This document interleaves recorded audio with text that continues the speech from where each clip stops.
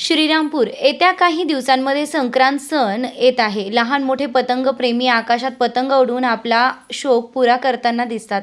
परंतु पतंग उडवताना हे पतंग प्रेमी चायना मांजावर वापर करतात.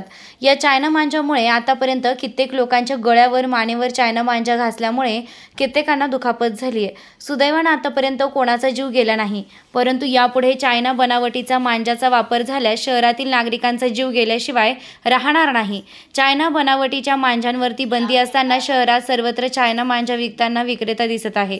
म्हणून श्रीरामपूर शहर पोलिसांनी चायना मांजा विक्रेते व त्यांचे निर्मिती करणाऱ्या कंपन्यांवरती कठोरात कठोर कारवाई करावी, अन्यथा वंचित बहुजन आघाडीचे कार्यकर्ते चायना मांजा विक्रेते व चायना मांजा विक्री करणाऱ्या कंपन्यांचा बंदोबस्त केल्याशिवाय राहणार नाही, असं वंचित बहुजन आघाडीचे श्रीरामपूर तालुका अध्यक्ष चरणदादा त्रिभुवन पोलिसांना निवेदन देताना म्हणाले. त्यावेळेस पोलिसांना निवेदन देताना किशोर ठोकळ, प्रवीण भाऊ साळवे, शिवाभाऊ साठे, सुमेध भैया पडवळ, बाबाभाई शेख, नवनाथजी गुडेकर, राजूभाऊ गायकवाड, राहुलजी खंदारे, लक्ष्मणराव मोहन, अशोकराव पंडागळे, अशोकराव दिवे, दर्शनाताई काळे, वेदार्थ काळे, प्रमिलाताई साळवे आदी उपस्थित होते. रोकठोक पोलीस टाइम्स न्यूजसाठी शिवा साठे, श्रीरामपूर.